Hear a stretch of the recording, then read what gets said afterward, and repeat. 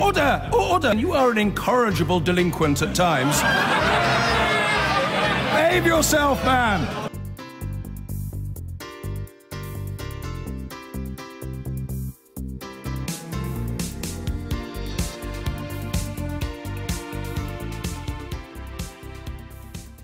Downing Street has denied a claim in the Jewish Chronicle that the International Development Secretary was told to keep one of her meetings with an Israeli official secret. Priti Patel was forced to disclose 12 meetings that were previously unknown to the rest of the government earlier this week. But it's now claimed that she was ordered to leave one off that list. The allegation comes as Priti Patel has been forced to cut short a trip to Uganda to fly back to London. Well, we can join our political editor, Faisal Islam, who is in Downing Street. Faisal, it's hard for a lot of people to keep up with this. So now the suggestion from the Jewish Chronicle, and we are going to speak to its editor, Stephen Pollard, in a moment, is that actually Number 10 did know and had actually asked Priti Patel to keep some things secret. What are Number 10 saying?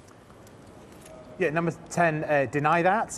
We're back to what exactly we're talking about here. Priti Patel put out the extraordinary press release on Monday saying that she'd met with, had 12 meetings on her holiday in Israel in August, including with the Prime Minister of Israel, Benjamin Netanyahu. It has emerged since that there were two further meetings with senior Israeli ministers or officials, one in New York at the UN General Assembly and one in London, and neither were attended by officials, but they were attended by the leading Conservative peer and I think Vice Honorary Chair of Conservative Friends of Israel, Lord Pollack. And that is the centre of the issue right now. And as you were saying, the Jewish Chronicle suggests that Number 10 knew about one or both of those meetings. Number 10 say that that isn't the case.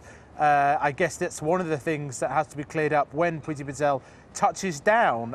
She flew from the Kenyan capital, Nairobi, this morning, having just arrived last night. We believe she's on a 9-hour flight right now. I think some people are tracking it via the internet. It was near Suez about an hour ago, and now it's somewhere, I think, over Albania. And we expect to see or hear directly from her sometime this afternoon. It does appear that her time in cabinet is up.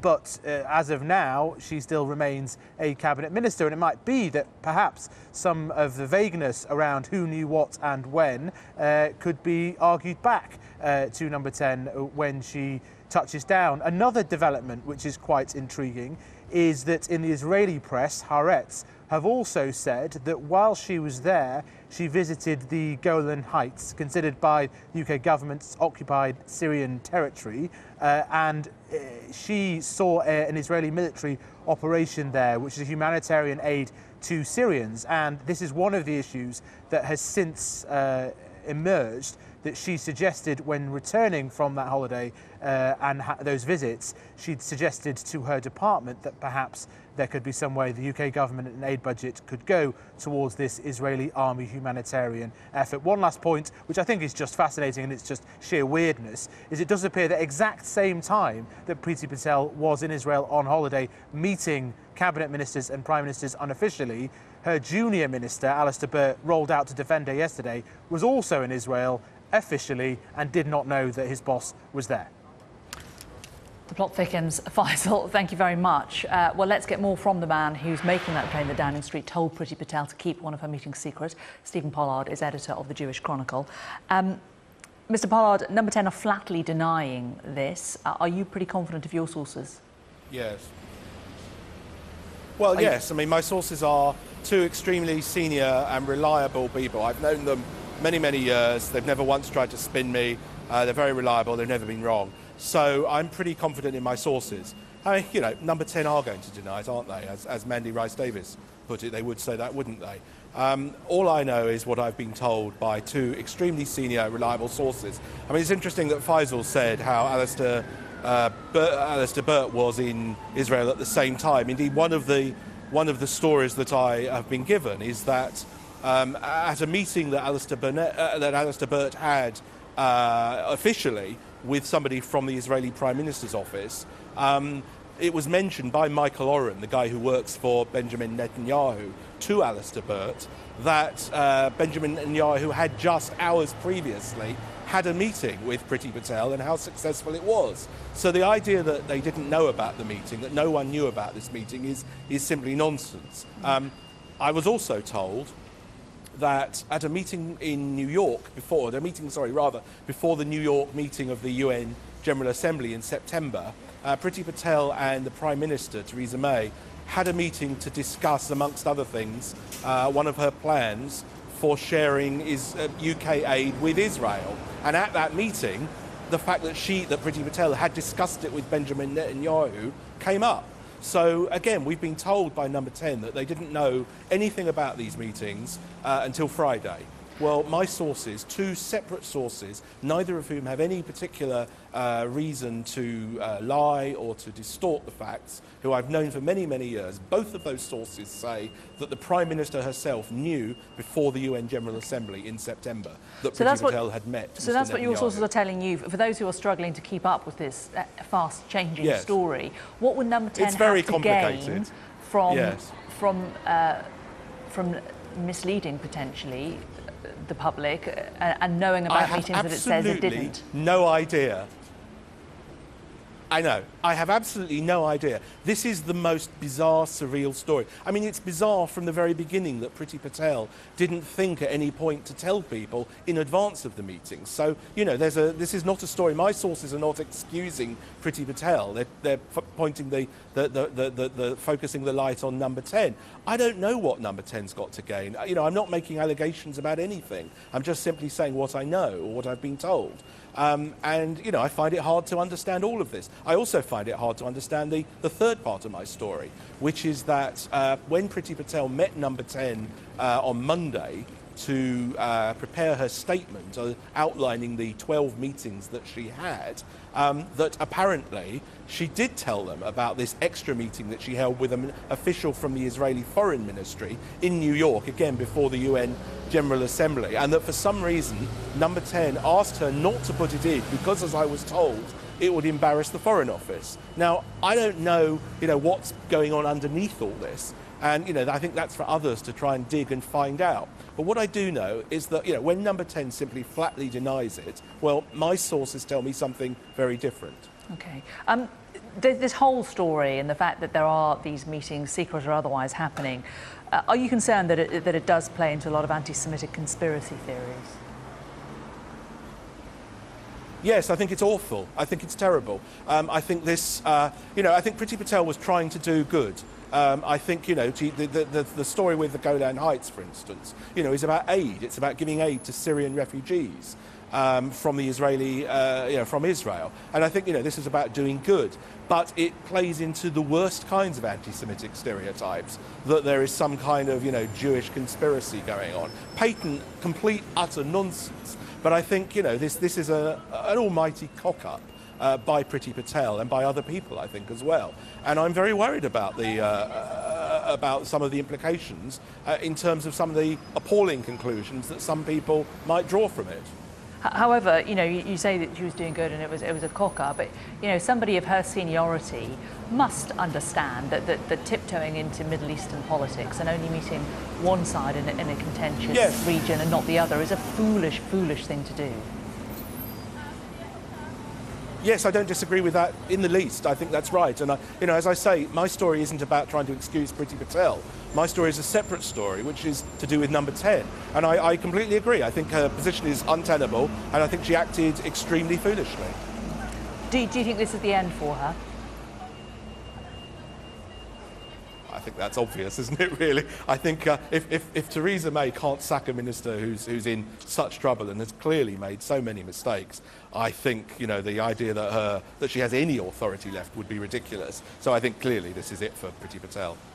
OK, Stephen Pollard from the Jewish Chronicle, thanks very much for talking to us. And just to reiterate that Number 10 is flatly denying Mr Pollard's story, that they did know anything at all about these extra meetings. But Stephen Pollard says his sources have told him different.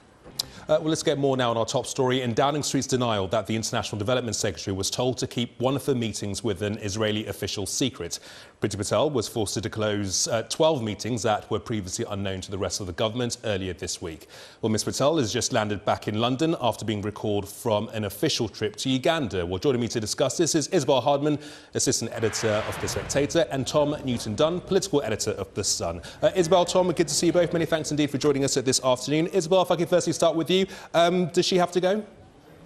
I think she does, not least because we've been briefed so heavily that she's being recalled back early from her trip, and that recall is because she's going to be sacked. I think it would be very difficult, even given the accusations that have emerged overnight about Downing Street ordering her to not mention one of her meetings, which Downing Street has obviously denied. I think she still has to be sacked, because otherwise, if she arrives in Downing Street and then leaves still as International Development Secretary, it makes Theresa May appear completely indecisive and lacking authority to discipline her own cabinet.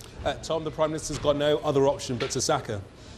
Yeah, that's absolutely right, and I think there are possibly three potential reasons to sack her. One is to really, quite obviously, breaching the ministerial code repeatedly by holding meetings with senior foreign politicians. These are Israeli officials, including the Israeli Prime Minister, in August without asking anyone's permission. Another would be the role of her friend and advisor, Lord Polak, the lobbyist, very influential Tory network who was present at all these meetings while they discussed government policy. Another big no-no. But the biggest one, which is what Downing Street I think will be claiming by maybe 7 p.m. tonight, when I think she'll probably go, will be because she misled the Prime Minister on Monday. The PM called her in, had it out with her about all these meetings in Israel, and asked her very pointedly, is there any other meetings you need to tell me about? Now, Priti Patel did not tell her about the meeting that she had with the Israeli Security Minister on the House of Commons terrace on the 7th of September, and misleading the Prime Minister is quite simply a sackable offence, whoever you are and whenever you do it. Yeah, Isabel, what about this line coming into us today that number 10 knew of extra meetings that took place, told her to keep it quiet, told her not to report it because it would affect the Foreign and Commonwealth Office. Number 10 has flatly denied that, but the Jewish Chronicle, the paper that's reporting this claim, is standing by it. Yes, and I think this makes the row about much more than just Priti Patel. It makes it about whether Downing Street is actually functioning properly. As you say, Downing Street has denied the allegations, and the Jewish Chronicle is standing by the story. So the question is who knew what, when, and whether actually Downing Street has been entirely clear, particularly with the press, on what it knew at what stage. If it does emerge that actually there was knowledge of this much earlier, and that actually Priti Patel was told not to declare this particular meeting, then that's a problem for the whole of government, regardless of whether or not she is sacked. Tom? I think it's a total red herring. I'm sorry to say. Stephen Pollard, the editor of the Jewish Chronicle, is an excellent journalist. I think he's not correct on this one. Without getting too tedious and going to too many dates and details of all these meetings, because there are an awful lot of them, Downing Street did know about the meeting in New York that Priti Patel had with the Israeli Foreign Service head, but only because Priti Patel told them about it over the weekend. They at no stage knew about the meeting with the Security Minister on the House of Commons terrace on the 7th of September, and it's my understanding that in fact Downing Street signed off a press release on Monday, the big release where Priti Patel came clean publicly on all these meetings she'd had in Israel, with a note in it about this meeting in New York. And when differed, because it was Priti Patel's department that put out this release, that sentence had disappeared. So if there's any editing of the events, it would appear not to be coming from Downing Street. And I would simply say, fine, it's a slightly game of he says, she says. But I think Downing Street have an awful lot more to lose by lying about it, misleading this, and quite frankly, absolutely nothing to gain. Why would they want to hide this potential meeting and tell her not to say it? They benefit not at all from it. And at the time, they were going out of their way to try and save Priti Patel, remember, when there were claims for her to already go. So I think this is going to be a small row, by which we won't really be talking about come 7 p.m. tonight. OK. Isabel, what is also very confusing is this idea that Priti Patel's deputy, Alistair Burt, was in Israel in August at the very same time that she was there. He was on an official visit while she wasn't. Yes, and there was the allegation that he was then told about her meeting with Netanyahu just hours after she held it. But the fact still remains that she didn't authorised that meeting with the Foreign Office ahead of holding it. There were no officials there, and as Tom has said, she managed to bring other people with her to this meeting. So it's not as though it was a sort of chance holiday meeting on the beach or anything like that. It was an organised meeting. It's just that she didn't want to involve the UK government officially in it while she was talking about government policy. Tom, Anna Soubry, Conservative MP, is calling for a thorough reshuffle of the Cabinet. So we are expecting the Cabinet reshuffle in the coming weeks. Is that likely to happen? Not at all. There'll be as small a reshuffle as the Prime Minister can possibly get away with. Another precision reshuffle, which was a phrase going around Number 10 were using last week with Michael Fallon's departure. The truth is she simply cannot afford to rock the boat at all at the moment. Every person you remove from the Cabinet is, or the government is another enemy on the backbenches. And as I think you've seen really with the PM's reaction to all these scandals, the sex scandal, the Iran row with Boris Johnson, and now Priti Patel over the last 2 weeks, they are very, very reactive. They're on the back foot. They're only acting when they really have to. And that's a purposeful strategy because they simply cannot upset any more Tory MPs. These Tory MPs, whether in government or not, are the very people Theresa May is relying on to keep her in Number 10, because if she loses their support, you know, they will throw her out and try and put someone else in. So it's all about trying to keep the show on the road and trying to keep the team together. And reshuffles, fine, some people win by them, but a lot more people lose, and you know, there are obvious consequences to the Prime Minister's political fortunes with that. Isabel, what can you expect from a Cabinet reshuffle? Well, I think Tom's right that a precision reshuffle is the wisest thing to do, but there is obviously it's not as though there's no cost to doing nothing. Theresa May does need to show ministers that they can't misbehave without consequences, and the instability that is caused by ministers like Priti Patel, by Boris Johnson being careless with his words on extremely sensitive foreign policy issues, that there does need to be a consequence for that, because otherwise that instability upsets the wider Conservative Party as well. And the support of Conservative backbenchers for Theresa May is hugely important, but they also support her in disciplining ministers because they do not want ministers to cause the sort of chaos that could land the Conservative Party with another general election, which most MPs feel their party could ill afford. Tom, is this the beginning of the end for Theresa May and her government?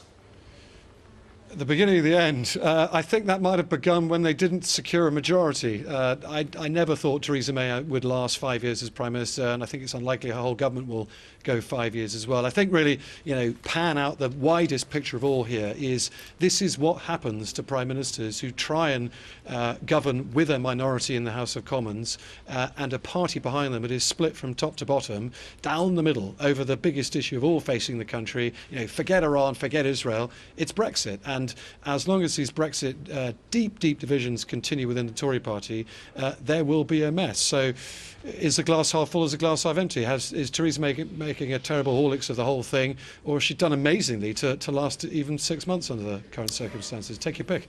Isabel?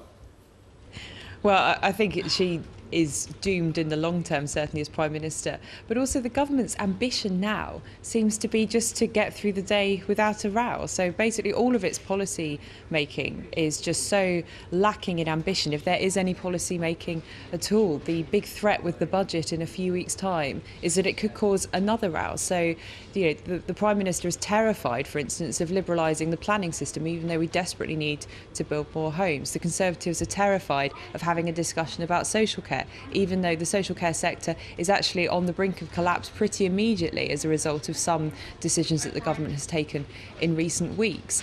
Anything that will avoid a row is what the government's after. That's not really governing as far as I'm aware. Tom, Isabel, many thanks indeed. Thanks for your thoughts. See you again. Thank you. Well, rumours of Priti Patel's sacking today only add to the sense of turmoil within the Conservative Party. If she goes, she'll become the second cabinet member to lose their job in a week. And Westminster watchers say the future of others, including Boris Johnson and Damien Green, still hang in the balance. When the last half an hour, the Home Secretary Amber Rudd, who is currently on a visit to Washington, was asked what she thinks of Priti Patel's future. Priti Patel, do you think she should resign? I'm going to leave it all up to the Prime Minister. Thank you very much. Do you agree with her decision to take 12 Israeli meetings? So, with Britain heading into another round of divorce negotiations in Brussels tomorrow, can this weakened minority government limp on? Well, joining me to discuss this are Sonia Soda, former advisor to Ed Miliband, and now chief leader writer at The Observer, and political commentator at The Mail on Sunday, Dan Hodges. Sonia, Dan, good to see you both. Sonia, if I can firstly start with you, can Theresa May's government limp on? It can, and I think it will, because I think although we're seeing a series of crises that would bring down would have brought down several governments, actually, I think the thing about Theresa May and where she is that she's incredibly weak. She lacks a majority, but the one thing that unites her very divided party is fear of a Corbyn government.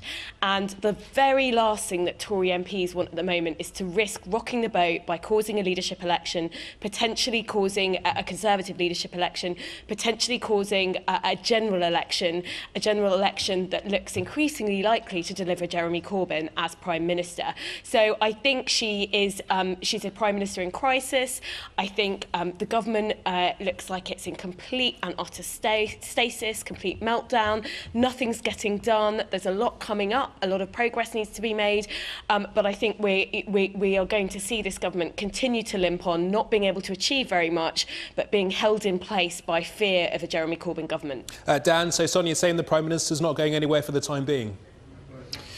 Yeah, I'm not entirely sure about that, actually. I mean, if we'd been having this conversation about 3 or 4 weeks ago, I would have agreed with Sonia. But I just think Theresa May has been staggering from crisis to crisis. And actually, if you recall where we were after her disastrous party conference speech, that the narrative in Westminster, and speaking to Conservative MPs, what they were saying was she is one crisis from being forced out of office.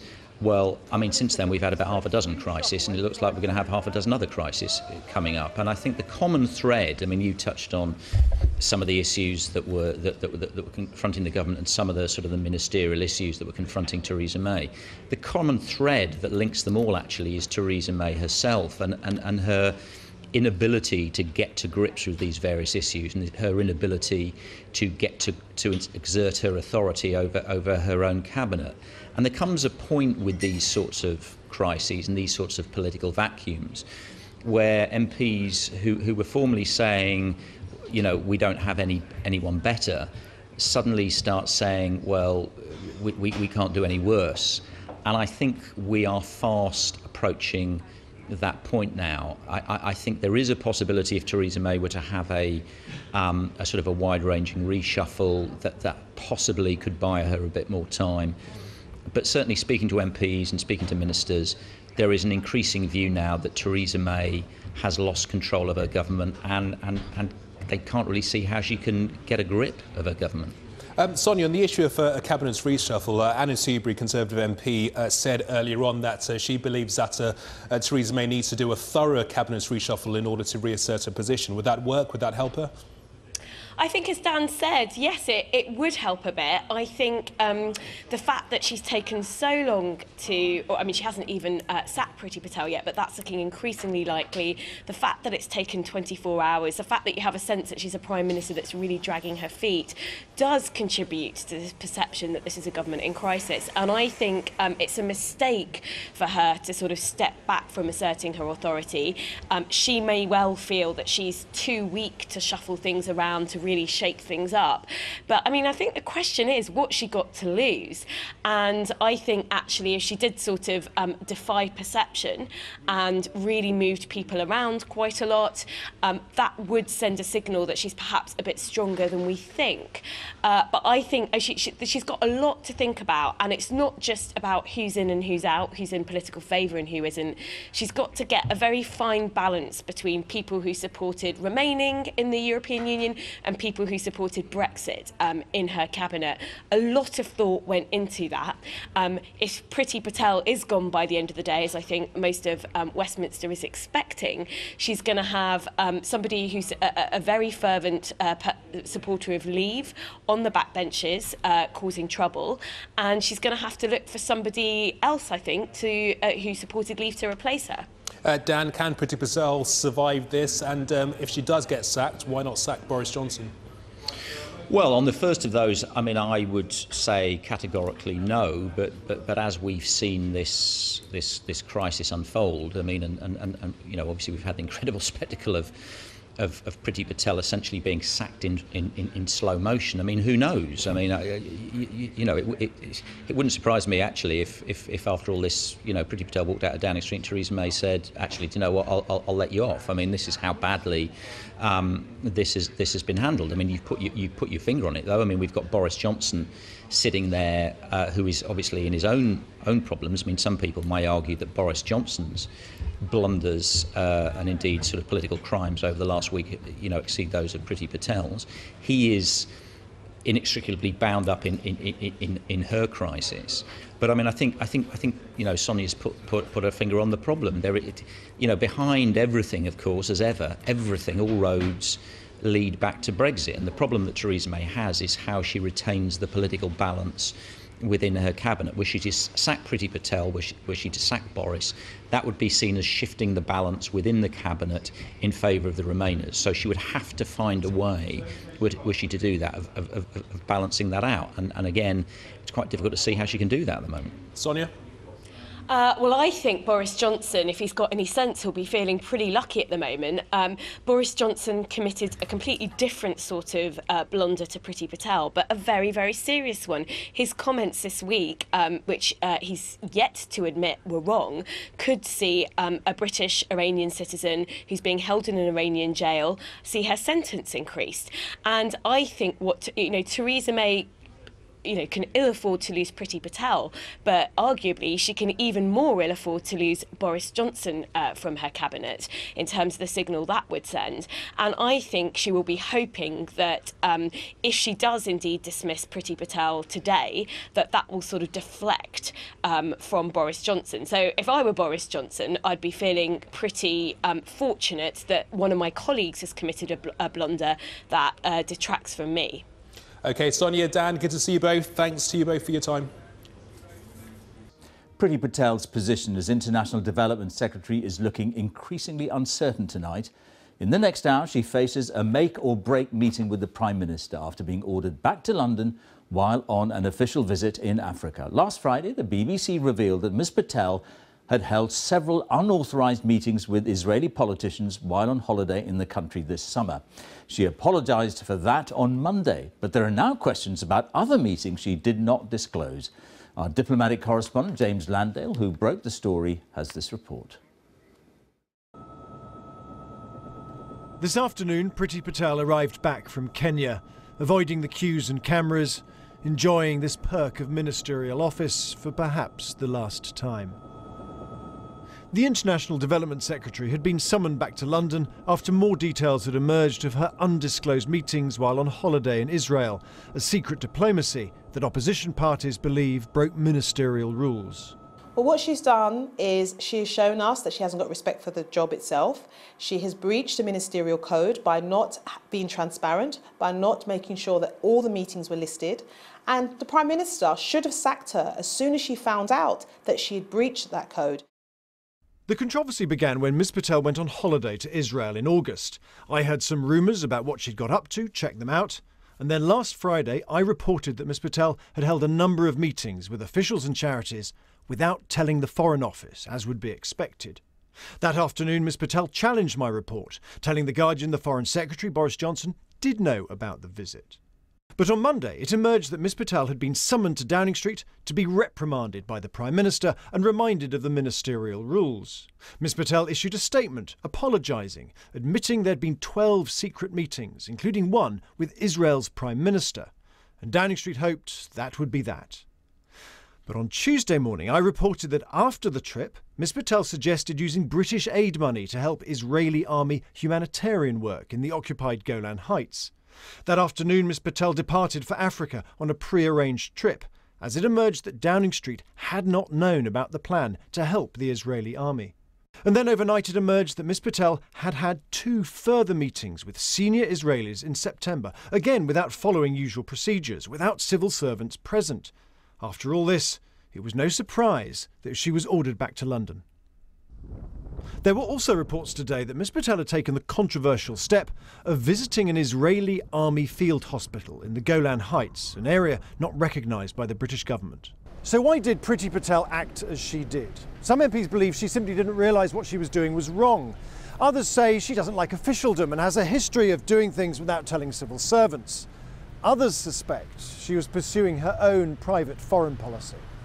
Politics is not a game. All this matters not just because there's a risk of policy confusion, but because government is based on cabinet responsibility. The idea that the men and women sitting around this table speak as one and are accountable to Parliament and the public as one. Tonight, her ministerial colleagues were hardly rushing to her defence. Ms Wren, a quick question. Priti Patel, do you think she should resign? I'm going to leave it all up to the Prime Minister. Thank you very much. Do you agree with her? But some allies did come to her aid. Priti shouldn't resign. I think she clearly has been foolish. She's a workaholic. In Israel, she did a number of meetings. She should have had officials with her. They would have briefed her, they would have reported back, and they would have made sure that the Foreign Office knew what was happening. She didn't do that. It was an error of judgment, but she has been a good Secretary of State. This evening, Priti Patel was being driven to Westminster to learn her fate. She's apologised for her behaviour, but her apparent lack of candour about her holiday in Israel may mean she's coming to the end of her ministerial road. James Landale, BBC News. Well, joining me from Downing Street is our political editor, Laura Koonsberg. Laura, whether Priti Patel goes or not, and we'll know soon enough, I guess, all this is going to be thought to be pretty damaging for the Prime Minister. Well, George, certainly today has been a bit of a political pantomime. The government privately being fairly candid about the fact that they think Ms Patel is certainly on her way out of the door, while in public people watched as Ms Patel got her plane, flew back, a long journey of hours and hours, eventually landing at Heathrow with the speculation at fever pitch over when and how she was going to be dispatched. Now, as we talk, I understand that the Prime Minister and Ms Patel still have not had a conversation, even on the phone. They will be meeting in the next hour or so. And of course, this comes on top of just a week ago, the Defence Secretary, former Defence Secretary Michael Fallon, being dispatched from government over allegations of harassment. And many of our viewers and members of the public might question if Theresa May can't keep control of her ministers, if ministers aren't seen to be behaving at the standard to which we would hope and expect them to, well, how can she really be trusted to run the country? That said, when you talk about damage in any of these kinds of situations, Prime Ministers have to make a calculation. Is it more damaging to keep hold of somebody whose behaviour has not come up to scratch? Or is it more damaging to go through the short-term pain of getting them out of the door and having to sort out a replacement? It is not officially confirmed, but it seems in this case that Theresa May does feel she has to make the decision to go for the short-term pain, get her out, get somebody else in. But without question, this adds to the general shakiness around the government, and it does again undermine Theresa May's authority that was so damaged after the general election. It is still possible, of course, there could be some kind of miracle and Ms Patel manages to argue and hang on to her job, but certainly as we talk right now, that seems extremely unlikely. Laura, thank you very much. The political future of the International Development Secretary, Priti Patel, had been literally up in the air all day as she flew back early from her trip from Africa. The turbulence started last week. After it emerged, she reportedly had 12 meetings whilst on holiday in Israel with Israeli officials, including the Israeli Prime Minister. The matter had looked to have been settled with a slap on the wrist from Downing Street just 2 days ago. But further revelations about 2 more meetings and what Ms Patel said she did when she did it, and why. Now to look at what made her position untenable. Our political correspondent Michael Crick has been following the highly charged developments. Michael. Well, John, Priti Patel arrived here at the back entrance of Downing Street just after 6:15. Theresa May arrived here about 10 minutes later, having had her weekly audience with the Queen. And they've been inside, the pair of them, ever since. But ever since last night, when Downing Street let it be known that they were hauling Priti Patel back from Africa to come and meet the Prime Minister, and hinting very strongly that she would lose her job. The momentum has built up all day, the sense of anticipation. Lots of questions flowing around about who did what when, who knew what when. But such is the momentum of this story, it would be very surprising tonight if there were to be any other outcome than Priti Patel's departure. This government seems in such flux right now, even the man on the street seems to be manoeuvring for a ministerial job. And who knows which unknown might be smiling here tomorrow as International Development Secretary. Well, it's just after 1:30, and still everything's very much up in the air, literally in the case of Priti Patel, because on this Flight Radar website, we've been able to track her movements all morning from Nairobi. There she is, just over Austria, the Austrian Alps, and she's due back at Heathrow at 3 o'clock. Surely not, since Neville Chamberlain flew back from Munich has a ministerial plane in West London been so anticipated. Priti Patel's Kenyan Airlines flight touched down at Heathrow just after 3. The Development Secretary was then driven away in a special car and disappeared for the rest of the afternoon. With media waiting at both ends of the street, even Larry, Downing Street's chief mouser, seemed fed up waiting. And his job, perhaps, is the most secure of all round here. Priti Patel was already in trouble for an astonishing 12 meetings, including several with Israeli bigwigs, held while on holiday in Israel in August. Meetings she didn't tell the Foreign Office about, or her own department, DFID, or Number 10. Downing Street confirmed today that it wasn't until Theresa May met Benjamin Netanyahu last week that she heard Miss Patel had met him in August. More astonishing still, her DFID deputy Alistair Burt, who had to defend her in the Commons yesterday, held a string of official meetings in Israel at the very same time in August without knowing his boss was there too, meeting more important people. And today it also emerged Miss Patel held another undeclared meeting with the Israeli security minister at the Commons in September. More worrying still, the Israeli newspaper Haaretz today claimed Miss Patel had also gone on an Israeli government trip to the Golan Heights in August to view an Israeli army project to aid Syrian refugees, reports that haven't been corroborated. Neither DFID nor Number 10 could say if the report is true, a sign itself of the turmoil surrounding this story. Well, Priti Patel's car left the back entrance of Downing Street just a couple of minutes ago. We don't know where she's going to, whether she's perhaps going back to DFID, back to her home, back to the House of Commons maybe. And we don't yet know the outcome, but we'll bring you that as soon as we hear about it. You will indeed. Thanks very much, Michael. So what are the Israeli connections all about? And why have they caused such grief for both the International Development Secretary and now the government? Well, our international editor, Lindsay Hilsum, has been investigating Priti Patel's links to Israel. Lindsay, what's the extent of these links? Well, the issue about visiting the Golan Heights is the Golan Heights is part of Syria. It was annexed by Israel. And British government policy is not to recognise that. So British government ministers don't go there.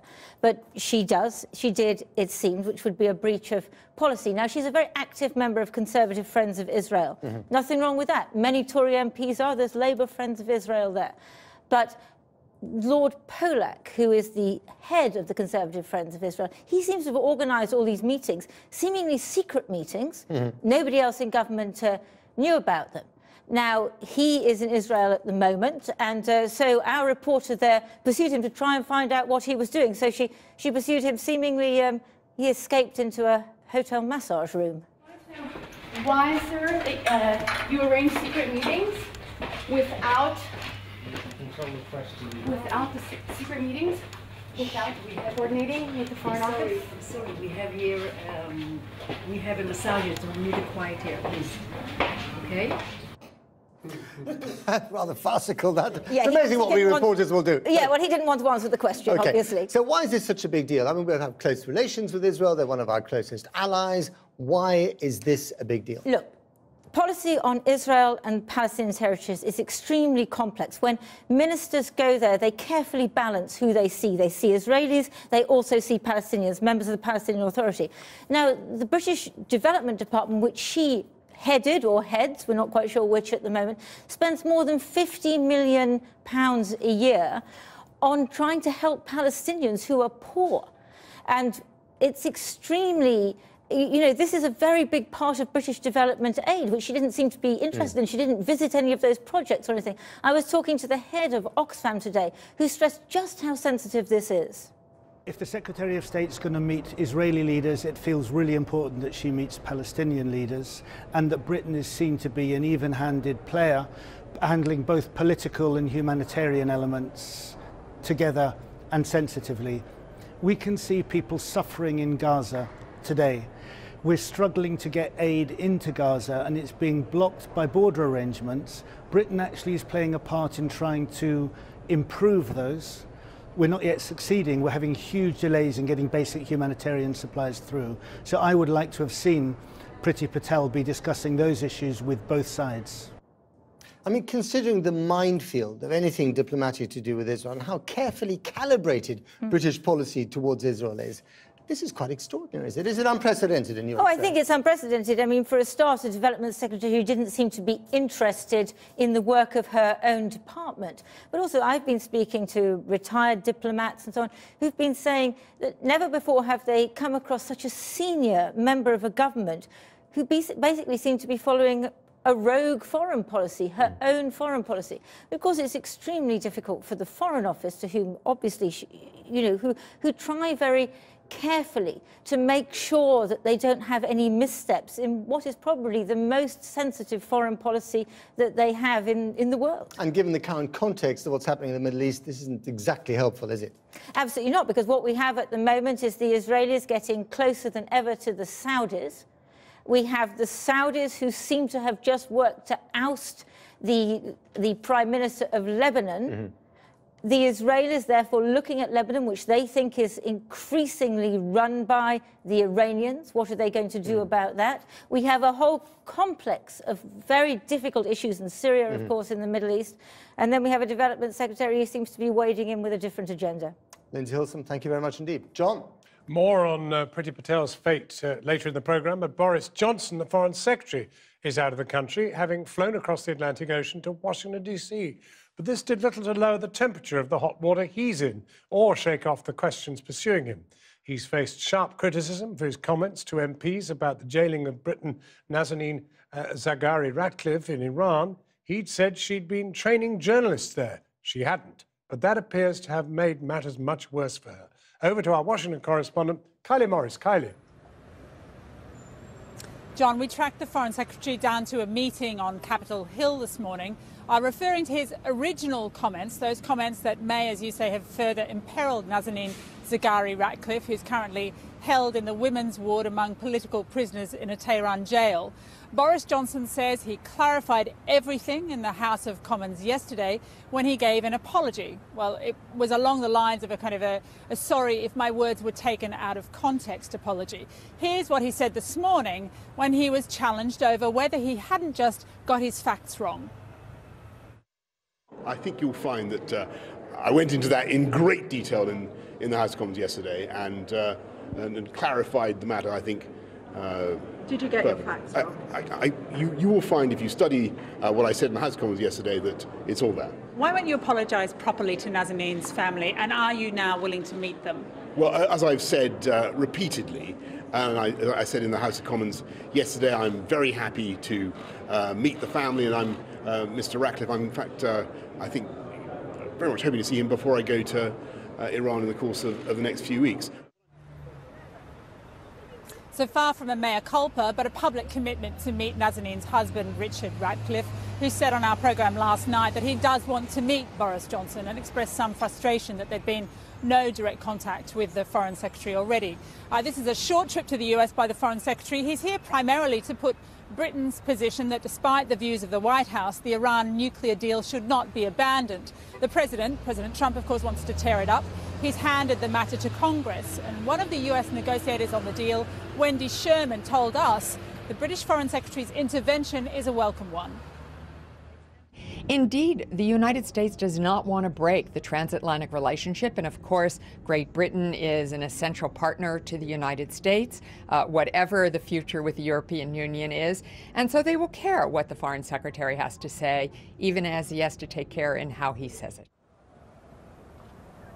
So Iran in focus, obviously, for the Foreign Secretary, not only the Iran deal, but also the fate of the British woman who's being held there. Back to you in London. Kylie Morris in Washington. Let's just pop over to Michael Crick in Downing Street. Michael. Well, we've just heard, John, that Priti Patel offered her resignation to the Prime Minister and that the Prime Minister accepted it. But frankly, if she hadn't offered her resignation, the Prime Minister would have sacked her anyway. We've just received the exchange of letters between Priti Patel and Theresa May. I haven't really had a chance to read them, but Priti Patel says, "Dear Prime Minister, it's been a tremendous privilege to serve in your cabinet since you became Prime Minister in July. During my time as Secretary of State, I have been proud to work alongside you, colleagues in government and so on. I'm afraid I can't find the crucial bit, but maybe you'll come back to me in a moment when I've had a chance to find the crucial bit and indeed read Theresa May's Michael, you reply. keep reading, and Okay. I've got some people to talk to about what's happened, and we'll come back to you. Thank you very much. Well, with me is Labour's Shadow International Development Secretary Kate Osamor and Conservative MP Crispin Blunt, Chair of the Commons Foreign Affairs Committee from 2015 until September this year. Crispin Blunt, she had no alternative, right? Well, every cabinet minister's resignation is in the hands of the Prime Minister. So, and obviously in the febrile state we're in, and given the apology she had made yesterday and then the further developments today, obviously the Prime Minister's decided to accept her resignation, which I think on balance is the right thing to do. Priti Patel will be back. She's a very talented politician, hugely energetic. And the ship of state will move on. You think she really will? I mean, you've been in politics a long time. This is one of the most extraordinary ministerial performances it's possible to remember. Well, I mean, trying to make the point today that we ask an enormous amount of people like Priti Patel who are accelerated into leadership positions for reasons, very good reasons, as to why the Conservative Party needs people like Priti Patel to be presenting our position so that we're looking like the rest of the But we don't ask them to go on country. holiday to Israel, have secret meetings, whilst their own minister is in the country having official meetings. And she's made a misjudgment about that. She's apologised for it. This will be an important learning lesson for her about proper coordination across government and how you can't freelance when you're in a position that she is in the cabinet. But there's no reason why she doesn't have a very strong future in politics. We play a game of snakes and ladders in our business. As you pointed out, I didn't leave chairmanship of the Foreign Affairs Committee voluntarily. It was forced upon me, and I'm finding other things to do in politics which are just as rewarding. So that's the nature of the game we're in. Well, Kate Osamor, it's easy to say that it's a perfectly good day for Labour to see this sort of trouble that Tories are in. But the truth is your own shadow foreign secretary is in Israel trying to mend the fences that need mending for your party. Yes, at this present time, Emily is also making sure she sees the Palestinian side as well. So I think that's a lesson to be learnt for anybody that feels that it's, they're going on a visit, an international visit, they talk to all sides. And unfortunately, that's not what Priti did. But the problem, surely, for you is that the Israelis in particular have been very concerned about some of the way in which the party has talked about Israel and talked particularly about Jews. There are accusations of anti-Semitism. There was anti-Semitism found in the party by the inquiry that was launched into it. It's not an easy time. It's not an easy time, but what we must remember and what is on record, that we did make sure that there was an inquiry and there's a report which we can hold testament to. But more important than that, we must make sure that all sides feel that they're being listened to. And for that to happen, we need to present a case of fairness. Well, now let's just quickly, will you excuse us for a moment? We'll go back to Michael Crick, who's now done his reading. Tell us. Yes, I have, John. Priti Patel's letter is a long one, 2 pages. The crucial bit is this. She says, in recent days there have been a number of reports about my actions, and I'm sorry that these have served as a distraction from the work of the Department for International Development and of the government as a whole. As you know from our discussions, I accept that in meeting with organisations and politicians during a private holiday in Israel, my actions fell below the high standards that are expected of a Secretary of State. While my actions were meant with the best of intentions, my actions also fell below the standards of transparency and openness that I have promoted and advocated. I offer a fulsome apology. And she makes it clear that she's going to carry on very much supporting Brexit. In response, Theresa May says, as you know, the UK and Israel are close allies, and it is right we should work closely together. But that must be done formally and through official channels. That is why, when we met on Monday, I was glad to accept your apology and welcomed your clarification about your trip to Israel over the summer. Now that further details have come to light, it is right that you have decided to resign and adhere to the high standards of transparency and openness that you have advocated. You should take pride, says the Prime Minister, in what you've achieved as Secretary of State. Michael, thank you very much. Crispin Blunt, the truth is that she really breached all sorts of government policy on all of this, not least in visiting the Golan Heights and indeed talking about, in some way, providing aid money to the Israeli army to look after people up there. It is our policy that the Israelis should not be on the Golan Heights and not should have any sway at all up there. Yes, and she's made misjudgments and she's paid the penalty for them. And that's the price. If you take risks, as she has done, to try and push the envelope, look at interesting policy developments there, and then comes the realisation of exactly why government ministers should not be in the Golan Heights because of long-standing British policy towards the occupied territories. Then you can come unstuck if you're doing it without the benefit of officials with you and having properly staffed meetings that then can mean that you don't fall into these bear traps.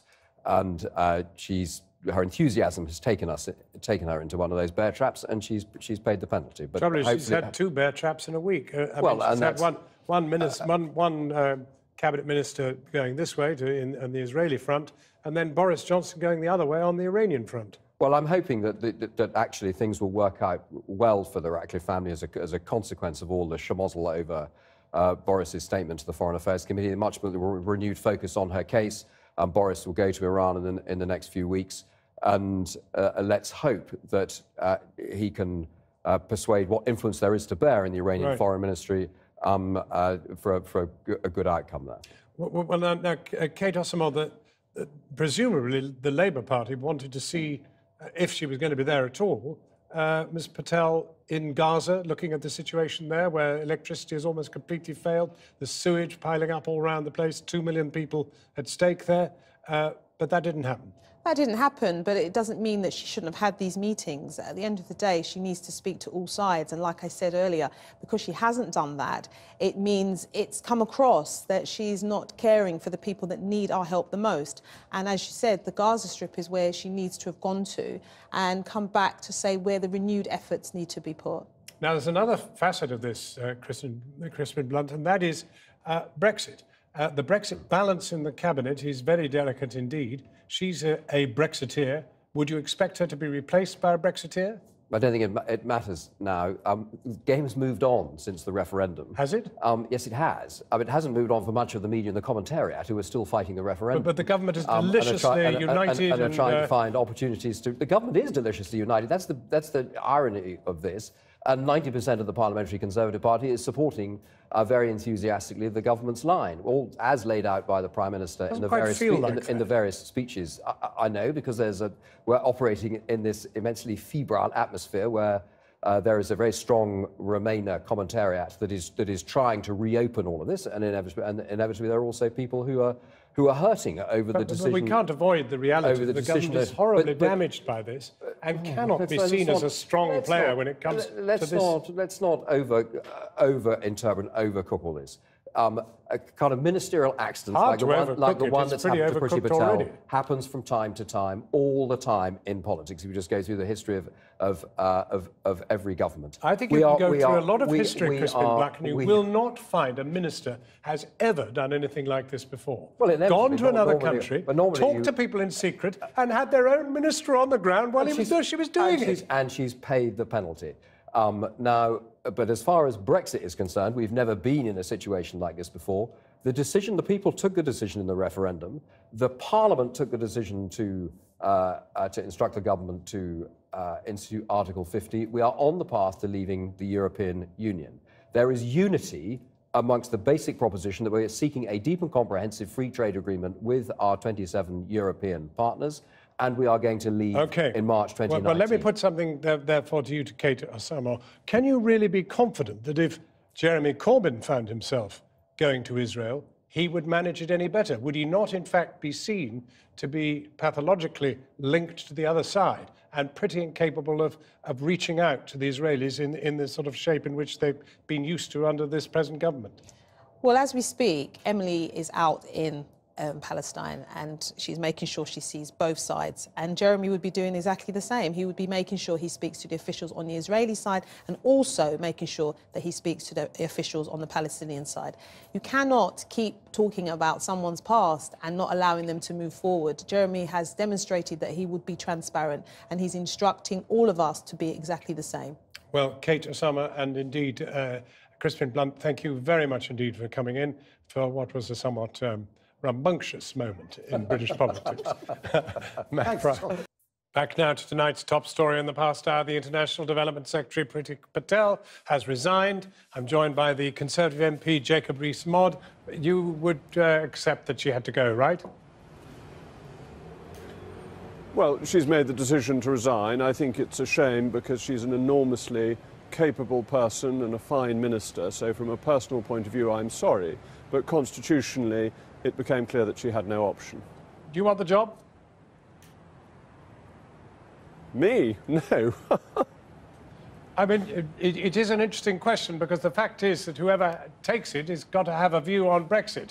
She had a view on Brexit that was pro-Brexit. Would whoever replaces her have to be pro-Brexit? Well, I think the majority of Conservative members of Parliament are now both pro-Brexit in form and in meaning. That there are some who have a veneer of pro-Brexit about them but aren't really, and there are a very small number who are deeply hostile. But I don't think it necessarily has to be somebody who campaigned for Brexit, but it does have to be somebody who is now enthusiastic about Brexit. I think that's correct.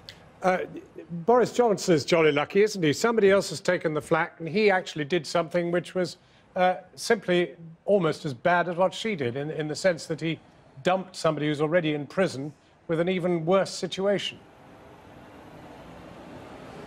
No, I don't think that's right. I think you're unfair on the Foreign Secretary, that he made a slip of the tongue in a very lengthy questioning session. The Foreign Office is working very hard with the Iranian authorities, as you know. I think the issue with Priti Patel is to do with collective responsibility and constitutional issues around that, and ministers remaining responsible for their own departments and not being involved in other people's. I think it's a different level, though Priti Patel's resignation is for relatively arcane constitutional reasons. Jacob Rees-Mogg, thank you very much indeed for joining us. I'm sorry it's so short, but things are moving tonight. Thank you very much indeed.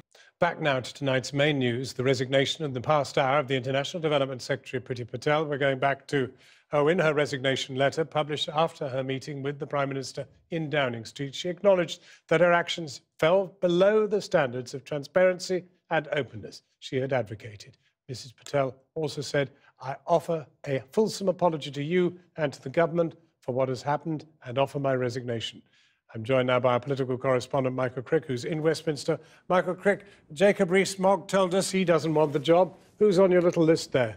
Well, I'll give you that in a moment. As I understand it, we're not likely to get a name tonight, more likely tomorrow. Possibly Downing Street might want to wait until they know the outcome of the Cabinet Office inquiry into Damien Green, the First Secretary, in case a wider reshuffle is needed. As for who might get the job, well, I think Theresa May will have two considerations.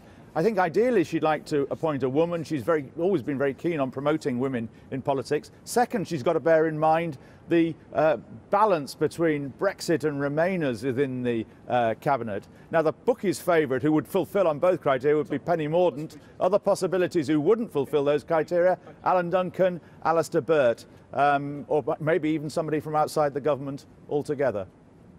Obviously, though, this is not a great moment for Mrs May. No, it's a very difficult moment for her, following, of course, the reshuffle last week involving Michael Fallon, the Defence Secretary. Big question marks still about Damien Green, and, of course, all against the background of Brexit. Michael Crick in Downing Street, concluding our reporting on tonight's dramatic events there. Waiting for Priti Patel's inevitable departure from the cabinet today was a bit like watching a slow-motion car crash across more than one continent. The International Development Secretary was called home from a trip to Africa, and her journey back to London was tracked all the way by the feverish inhabitants of Westminster as if it was the moon landing. It has, after all, been a whole 6 days since someone had to leave the cabinet. Mrs May did exert some authority in getting her to go, it is true, but on top of Sir Michael Fallon's resignation a week ago, and with the harassment claims still hanging over Westminster, the events of today have only served to underline the impression that Mrs May's government is struggling. 6:17 tonight, the long walk to the boss's office. Priti Patel on her way to being told by the Prime Minister that her services are no longer required as International Development Secretary. Theresa May kept her waiting almost 15 minutes before she arrived back from her audience with the Queen. And then, 30 minutes later, Patel left, her resignation accepted by the Prime Minister for a new life as a backbench MP.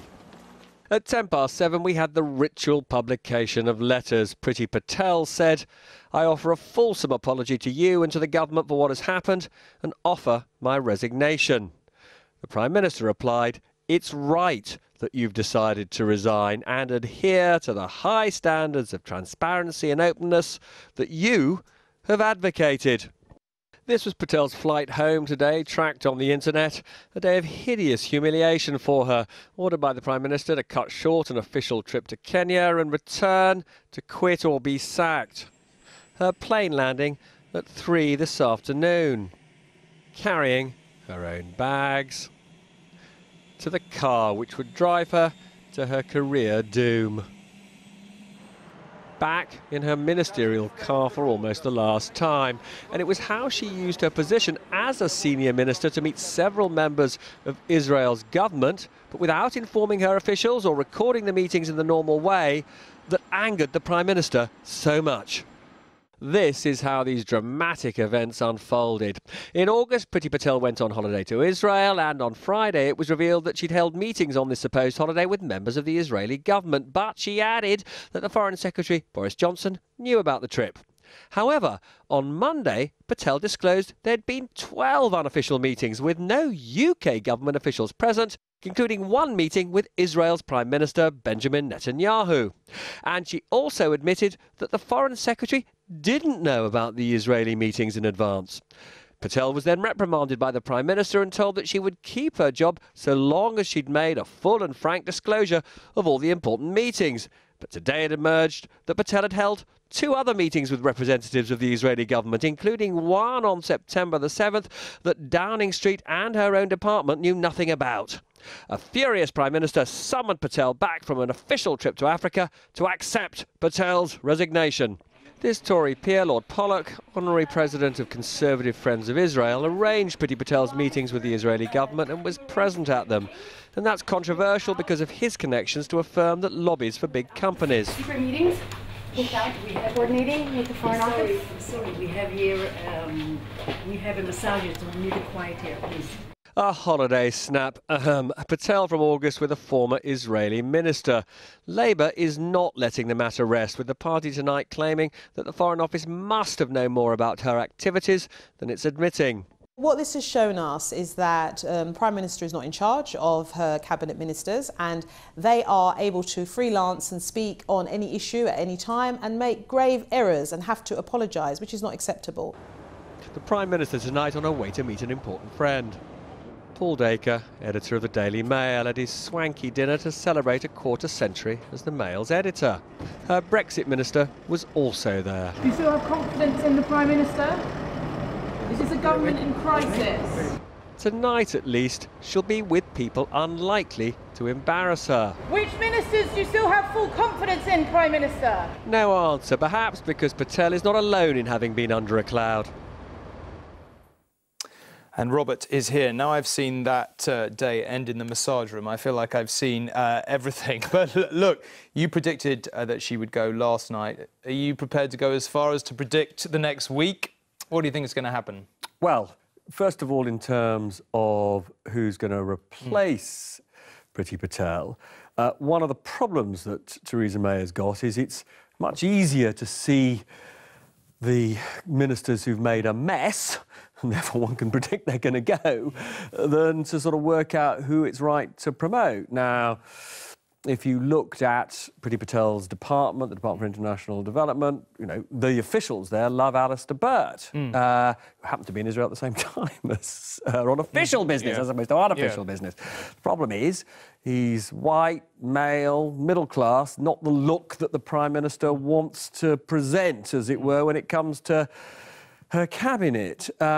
So, you know, right now it is very difficult to know who's going to replace Priti Patel, which is, I think, broadly why she's gone out for dinner to celebrate the Daily Mail editor's 25 years, because there isn't an obvious answer. Now, she doesn't want to do a big reshuffle tomorrow. There will just be one big appointment. That said, her colleagues are saying she will, at some point in the next few weeks, almost certainly have to do a much bigger reshuffle, partly because she's got to bring on talent in the party, but secondly, because her very closest ally, the effective Deputy Prime Minister, Damien Green, under a really serious cloud of allegations to do with sexual harassment.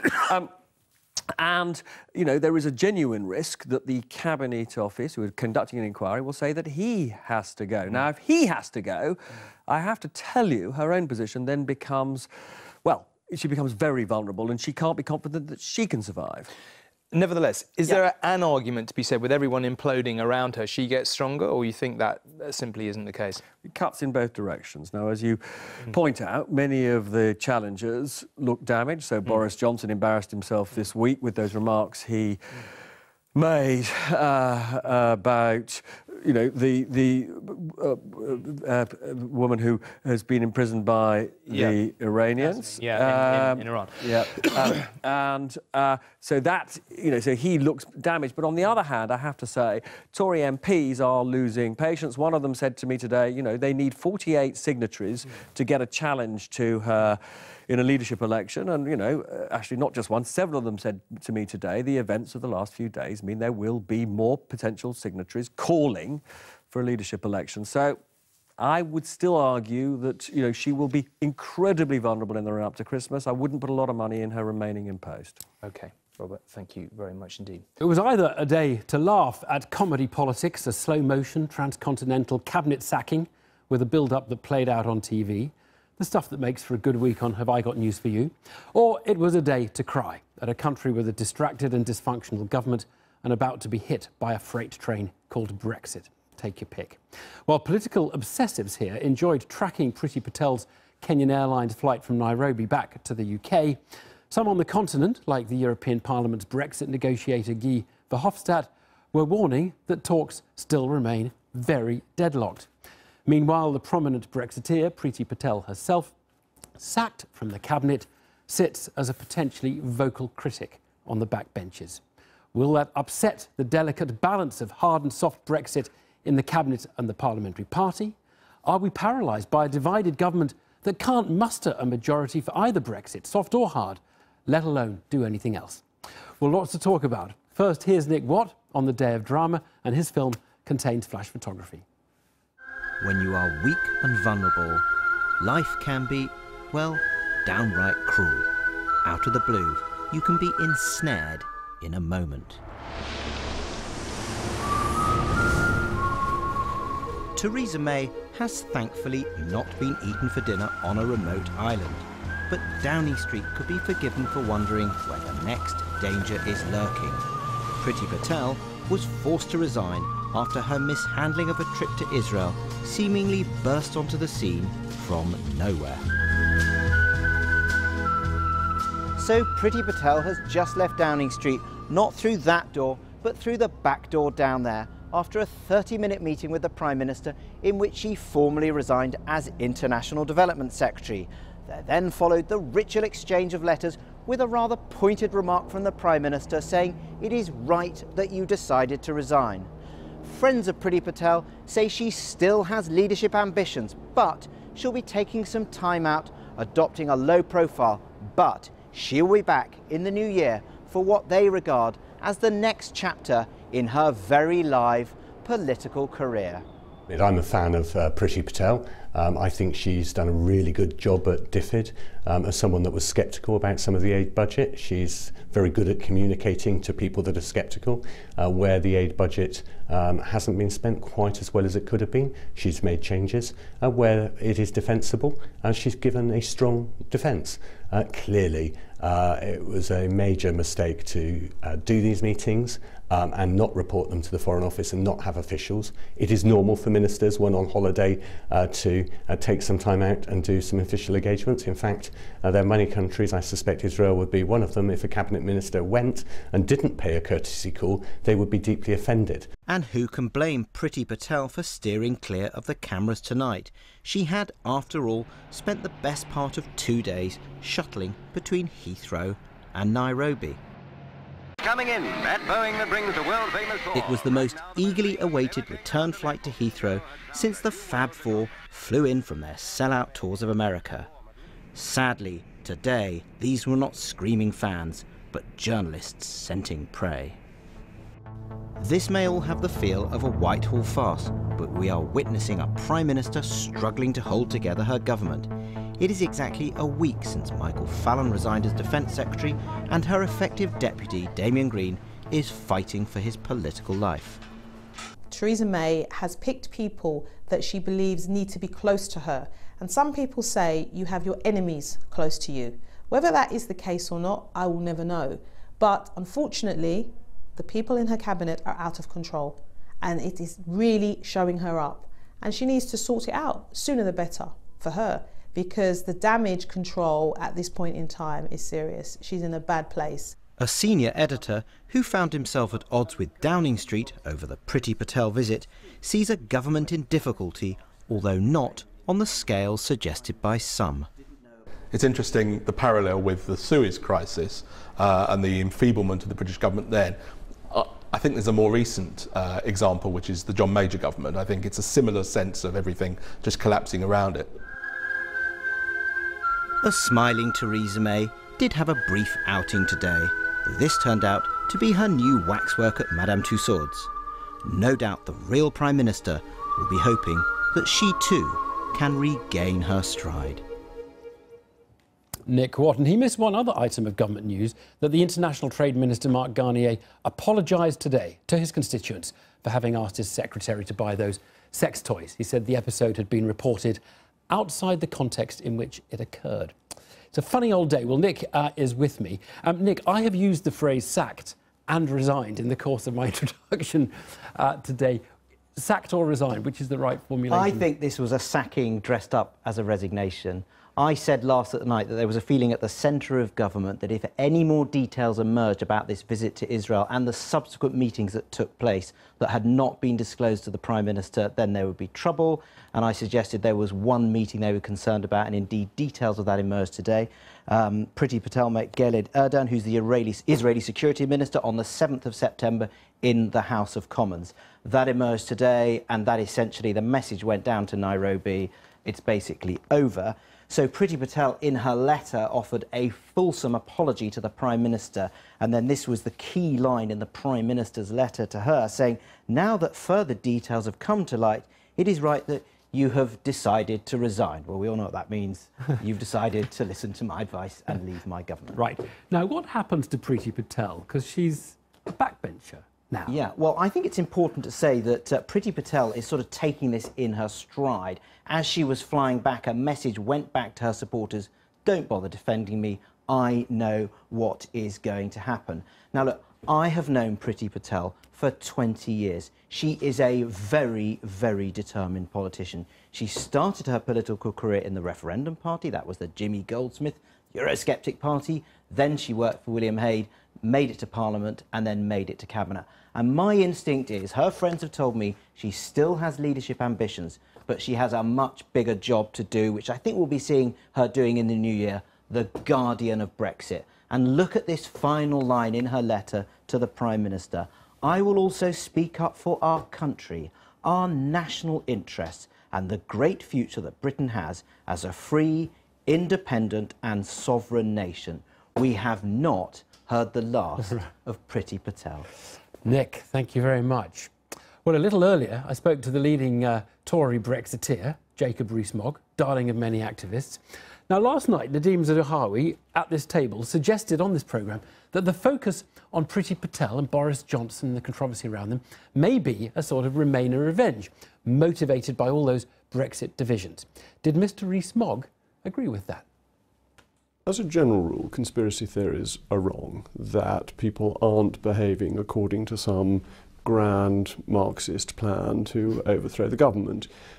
Nonetheless, there are some people who are still very bitter about the result a year ago, and inevitably that colours their behaviour. So if you go into how did Priti Patel's visit come out in the first place, was it leaked by the Foreign Office, was it leaked by somebody in the Foreign Office who resented her and probably the Foreign Secretary's role in Brexit, you may find something.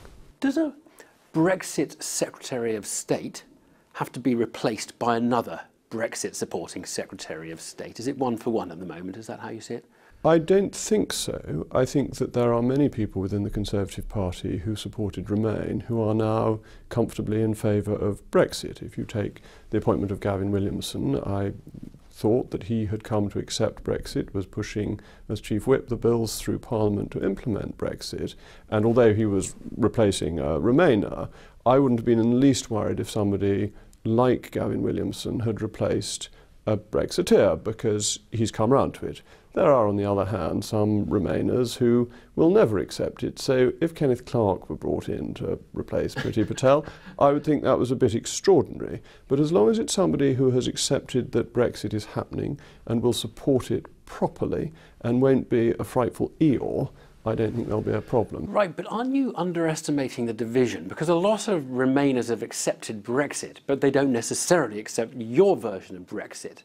No, that's absolutely true. There is a divide between people who want Brexit to mean we're basically staying within the European Union. They're essentially the Remainers who are unchanged and give a veneer of acceptance but haven't truly accepted.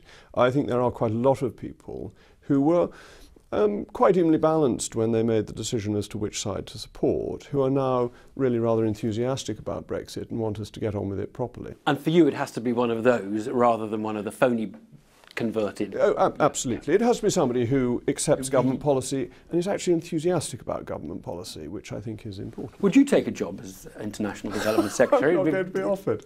And it's a department that I have my doubts about in the first place. Right, Mind you, so it's Priti Patel.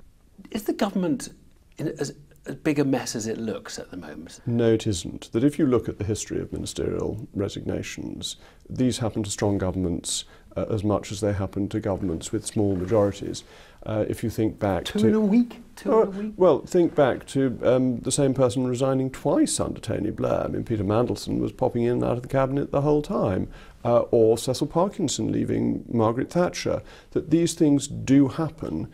And it's part of the life of politics, that politics is always changing, things are emerging, things happen. And so, no, I don't think it's a commentary on the state of the government. So it's not, in your view, the divisions that are causing this sense of chaos in government. Is it the leader? It is not the Prime Minister's fault that whilst she's been Prime Minister, a sex scandal has erupted affecting all parties. She's getting on with the job, that there is a clear path to Brexit. The bill is coming through Parliament. So no, I think it's easy to overstate the difficulties. Can we really go 5 years? Well, 74 to 79, yes, of course we can.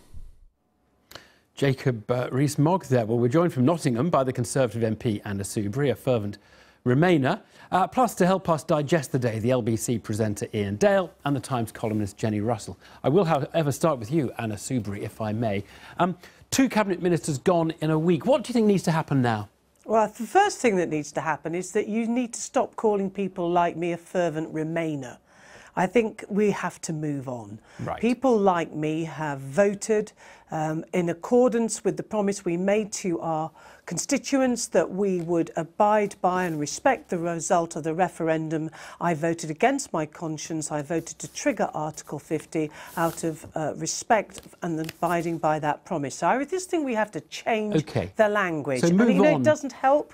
And we just need to bring our country back together so that we form a consensus so we can get the very best Brexit for our country. Right, but it's funny you say that, because actually one of the theories about this government is that it is paralysed by a division, which is basically the old Brexit Remain division, now manifesting itself in those who are happy with no deal and those who are not happy with no deal, or any other of the arguments over Europe, and it can't get anything done. Question, can it get anything done until it simply resolves whether it is the Jacob Rees-Mogg wing of the party in charge or the Anna Soubry wing? Well, I don't accept that there's Anna Soubry and Jacob Rees-Mogg. What I do accept is this. I think Jacob represents a very small number of members of Parliament in my party. I accept that. And then there's this huge swathe of other people in the Conservative Party in Parliament, Conservative members of Parliament, who've accepted the result, and they want us to get on and get the very best deal. And I am one of those people. Now, I accept that I want us to stay in the single market and the customs union, and not everybody agrees with me. Well, what is really interesting, and unfortunately is not often reported, is the consensus that is undoubtedly growing, and we saw that on Monday night. We had a really good debate about the EEA and EFTA. These are the organisations, and not reported, unfortunately, by you, and you didn't look at who was speaking in favour of that, and increasingly... I'll tell you what, I don't want to go through the whole Brexit... I'm so sorry, I don't want to go through the whole Brexit. I hadn't meant to get into the whole Brexit argument. It just fell in accidentally. Look, what does the government need to do now? What does Theresa May need to do now to, if you like, eradicate this view of the government as in decay? Well, I mean, I think that, first of all, we have to say, as Jacob said, she took very firm action last week with Michael Fallon. It was sorry to see him go, but it was absolutely the right thing that he should go, and she did not mess about, as we now know, as you now know. Michael went within 2 hours of a complaint quite properly coming forward about his behaviour. And now we've seen the action over Priti. I'm very sorry that Priti's had to go on a personal level. Hugely like her. She's exceptionally talented, and I'm sure we have not seen the last of her. And again, I think the PM grasped that. Now she's got to get her cabinet, all of them, in a row and get them working together. You know my views on Boris, but those are just my views on Boris. And I think that she brings them all together. We've got the budget coming up. We've got the European Union talks in December. We've got an industrial strategy. That is going to be very positive, good news. And I think we just got to get on with it now, because that's what people out in the real world want. Clear message. They're pretty cheesed off with people falling out and all of this sort of stuff, and they want a government that is competent. And Theresa May has that ability. Anna Soubry, thank you very much indeed. Thanks. OK, let's digest the day then. How long have we got? Are these mere scratch wounds, or are these really deep wounds? Jenny? I think they're the mark of a government that doesn't know what it's doing, and a Prime Minister who can't control her cabinet. And had it not been for the fuss over Priti Patel today, we'd all have been talking about the role of Boris Johnson in endangering a British woman who's in Iran and who may now face an extra 5 years in jail because Boris Johnson couldn't be bothered to read his briefs and said something that was totally untrue about her in front of the Select Committee. And May, it seems, feels she can't sack Boris because she's already lost 2 cabinet ministers in a week, and he represents part of the party that she doesn't want to alienate any further. And yet he's making Britain a laughingstock. So you think it does come back to the divisions in the end, to some extent, because obviously she's trying to keep this coalition together of a It comes back to the divisions and to the fact that May went to the country and said, I want a majority for a hard Brexit, didn't get it, misplaced her hand, and now has persisted in acting as if the country has said, go ahead and carry on just as you were last January.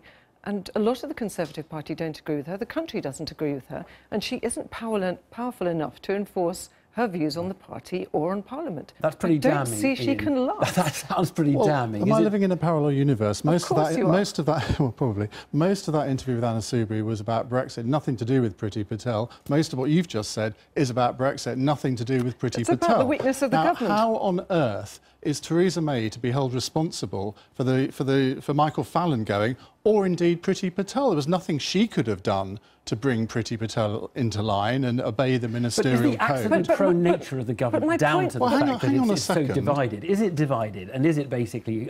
Well, of course there are divisions. There are divisions in all political parties. We know that.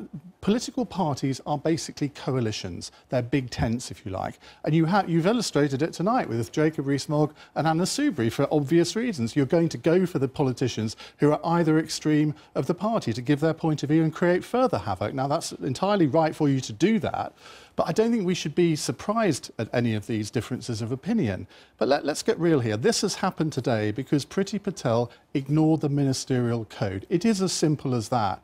It's the most clear-cut reason for a minister to be sacked, and she was sacked. I mean, let's not beat around the bush. Well, she also misled the public in her description of what had happened. And she misled the Prime Minister more seriously. You can tell, as Nick Watts said from the resignation letter, that it wasn't a resignation, it was a sacking. And Theresa May, let's give her a little bit of credit, she allowed her to leave with a bit of human dignity. Has any government which has looked as accident-prone sort of come back and then been through a period of serenity and stability, do you think? Can you think of one? Not that I can remember. I think the point that I was making before was a slightly different one. It's not that Theresa May is responsible, of course, for either Fallon or directly for Priti Patel, although perhaps the fact that Priti Patel felt that she could be such a free agent is an example of the fact that the Cabinet increasingly pays less attention to the Prime Minister. It's more that since she's already in that mess, she cannot now afford to take powerful action against a minister who is not seen to be doing his job. Boris Johnson has been characterised by the Financial Times as the least distinguished Foreign Secretary since 1945, and who isn't on top of his brief, and who is actually endangering Britain's position in the world and our position in the Brexit talks. Take a quick look at some of the headlines tomorrow on this. Obviously, they're all leading on it. The Telegraph, another day, another crisis. The Guardian, turmoil. PM's turmoil grows as Patel quits. And the Times, fears government will collapse as Patel quits. EU leaders brace for Brexit chaos. Is this a collapsible government, or are people going to just keep propping it up and the Prime Minister up because they don't want it to? Any government that doesn't have a majority is a collapsible government. Now, the Callaghan government lasted for 5 years. John Major lasted for 5 years. But this does have an air of a John Major government about it, where you have sort of one crisis on top of another and one resignation on top of another. And I think Theresa May's task now is to effectively last until Christmas. And you've got the budget. You've got the EU summit. I mean, there's some pretty big hurdles coming her way. You've got the Sue Gray report into Damien Green. Now, if he was forced out, now that is a real crisis. But I don't know when that's going to report. Find out. Look, can I just ask? This is the last question. Asking for a friend. Are the politicians who are running things now lower calibre than they were in the 1990s and 1980s? Yes, I think they were. I think that's undoubtedly true, and I think that the mistake... They're better then than now. They were better then than now. We didn't think they were so great then. But I think the other problem for the party is that there is a whole raft of really able people who came in as Tory MPs in 2010 and 15 and 17, and they aren't getting their shot at government, and they're getting very impatient. For 2 years. But they're not in the lower ranks, and they're very impatient and intolerant. You know how politics works. Of this Prime Minister. Tony Beryl-Gordon-Brown wouldn't have done that. There was a certain bit of old Gittism going on here, where people in the 1980s said, oh, well, it's not like it was in the 1960s, is it? We'll leave it there, thanks, Jenny. It wasn't. Ian, thank you both very much. I don't remember. Plenty of places to start. Inside pages, perhaps we could go to Patel allies accuse the Foreign Office of plotting her downfall. The front pages are full of this as well. How significant, first of all, is the resignation of the International Development Secretary? And quite frankly, nobody's surprised about it. No, I mean, you know, it's not quite up there with Defence Secretary last week, and it's not up there with Foreign Secretary, which some people believe we might see in the weeks to come. But it is still a prominent cabinet position, and of course, if you're losing 2 cabinet ministers in the space of 1 week, it does rather give the indication that your government is not fully in control of events. What's interesting about looking at the way that the Times is covering this stuff is the kind of warfare that you're seeing between departments. You know, if you remember when Patel first responded to this story, she started really getting extremely irritable and sort of saying, well, look, this is all coming from the Foreign Office, why are they briefing against me? Then put out this extremely humiliating statement going, well, actually, as a matter of fact, I had, you know, what they were saying was completely correct. Now, the sources writing for that were sort of informing the article in the Jewish Chronicle today, we presume, both came from DFID, from her department, and were sort of laying all the blame on Downing Street and saying Downing Street actually knew about much more than it says it knows, it's lying to people, it was the one that told her not to include those final meetings in her account of what took place. So what you're seeing is this sort of three-way warfare, really, with the Foreign Office, DFID and Downing Street. Not a good look. What has she done wrong? What fundamentally has she done wrong? So the suggestion is, not the suggestion, what is being said is that she failed to follow the protocol of actually keeping the people in Foreign Office, in Downing Street, informed of these meetings that she was holding with officials while she was just on holiday. I mean, there are proper channels of doing these things. There are other, I think there's another minister who actually met with pretty much the same sort of people, but it was done through the proper channels, so that was not a story at all. That was not a problem at all. This sort of raises the concerns that if the right protocols are not followed, then she's not protecting herself from, you know, having proper minutes, for example, of all the encounters that she's having, and she's not preparing the government, she's not protecting the government from sort of unofficial conversations going on at sort of semi-personal capacity, which is always a bit difficult. I would say, I mean, I think it's probably a bit more severe than that. So if we look at just look at the Golan Heights stuff. I mean, Britain does not recognise Israel's claim on the Golan Heights, and it hasn't done since 1967. Now, she went there. If you're a British official and you visit that area, that goes completely against protocol of how we do things, because we don't believe that Israel should have that territory. Now, she went there. I don't think, knew what she was doing when she went to that field hospital. It's a field hospital. It's not a military installation, to be fair. And Israel does some genuinely good work of taking in almost anyone coming from the Syrian situation, regardless of who they are, patching them up and letting them go again. Very good work. But regardless of that, I don't believe for a second that the Israeli officials who took her to that area did not know what the implications were of her visiting. Now, earlier when we looked at the front pages, one of the ones we looked at was Haaretz, the Israeli newspaper. Now, what's interesting about that is for them, the Golan Heights angle is not some side issue in this whole thing. It is absolutely crucial to the way it is conducted. So, again, either through naivety or cynicism, either way, the errors that you make when you don't know what you're doing in foreign policy in this way, when you're operating under the radar without informing the Prime Minister or the Foreign Office, have far greater repercussions than you might think as you were doing. Yes, her Lib Dem counterpart saying yesterday she'd gone rogue. Perhaps that was the clearest indication. And then continuing the meetings in New York and in London subsequently as well, which is the other bits that Downing Street weren't informed of on Monday, which made it ever more complicated. That's what we're being told, but the other side of the story is that more people knew about it than we're now being told that they knew. So it's all a little bit complicated. It's all very complex. We really Should we continue to unravel it, do you think, now she's gone, or will this, you know, draw the proverbial line in the sand? Well, it depends on how you look at it. If you think that we need to go to the bottom of this to make sure that this sort of stuff doesn't happen again, and that there are some some aspects there where the due process is not being followed, and why is that not to a certain extent on the sort of the civil servants as well, to make sure that, you know, ministers are being briefed. I mean, this was one of the things that Bernard Jenkins was actually bringing up this morning on the Today programme, saying a lot of these people are brought into these roles, like Priti Patel, for example, who would have had no previous experience of how these official meetings should be conducted, and you could argue that to a certain extent it should have been up to her sort of her office to make sure that she knew that those steps should have been followed. There are all sorts of things that you have to look at, but I think the wider story really is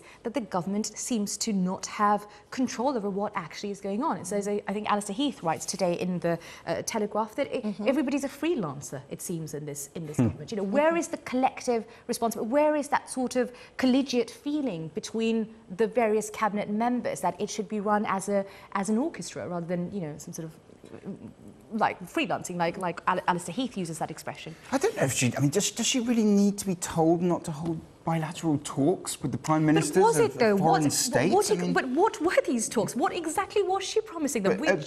Merely by virtue of holding them, that seems to me so obviously in breach of protocol. I mean, I've never held a cabinet position, but I'd be pretty confident that I shouldn't be doing that without having informed the Foreign Office or Downing Street. Well, or having, yes, somebody from the civil service there to make appropriate notes, to take the minutes. I mean, look, if she needs to be told I don't see that she's capable of doing the job in the first place, really. And that seems to have been demonstrated by the way this has fallen out. However, I mean, we were mentioning earlier, I mean, it has to be said that today, you know, journalists go out there and they really look for these just sort of cringe-inducing photos that just show her really falling apart, that show her career falling in on herself. And she has denied them that. If we look at all the photos of her, the Telegraph one is the worst one. Zoom in on that does one. have that. Yeah, it's... But most of the others have her sort of smiling, maintaining a sort of sense of composure. So even though we've all been laughing at her all day, tracking the flight when she's going to get in and get reception, she's actually, you know, conducted herself with quite a lot of confidence today. It has to be You could also argue that she's somehow managed to, I don't know in what way, she's managed not to be sacked. She has had this situation where she's actually resigned in the end. You know, you might say that... Yeah, but they're on the same team, aren't they? Why, you know, surely that's what happened. So somebody was, one of these papers is saying that that possibly means that it keeps the door open for her to be brought back into the government at a later stage, because she's not actually been sacked, she actually still technically resigned. I mean, it's less of a crime than what Liam Fox did, and Liam Fox was still being brought in. I mean, Liam Fox basically opened a private channel for Israeli lobbyists to influence in meetings that no one should have been in the first place, through his friend Adam Werity. I mean, that is a much more severe offence than what she's doing. Happens to be using the same state here.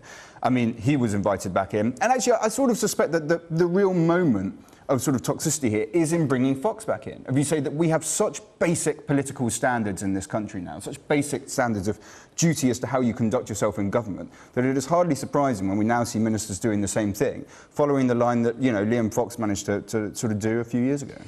There's the point you made exactly. Exit smiling pretty with a barbed warning to Mrs May. If you take a look at the Telegraph, your paper, dear, another day, another crisis. The second in 7 days, Cabinet Secretaries to go.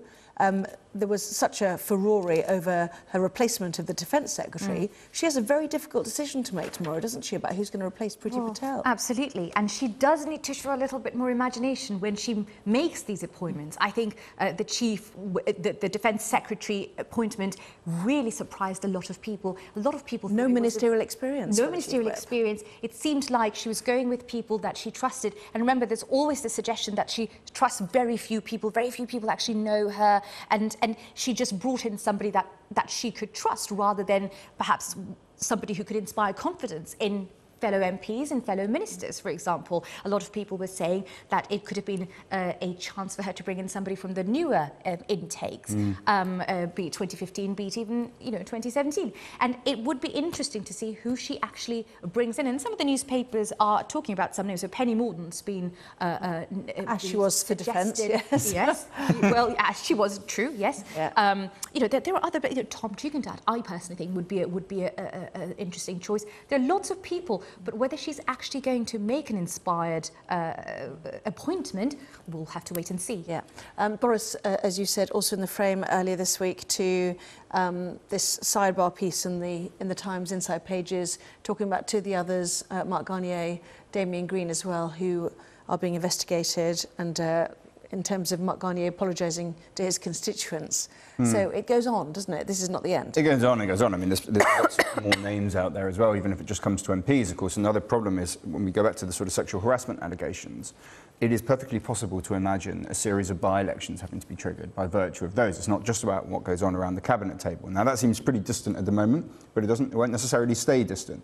So even not just when you get to the sort of consistency of the cabinet up top, and really whether it can hold itself together as a government, Theresa May has no majority to lose. So if we were to see by-elections taking place, that would be a rather catastrophic eventuality for her. Yeah, and of course many people are using this to talk about Theresa May's efforts to try and curtail this story. May's strong and stable as a waxwork, of course, quite nicely handled there by the Daily Star.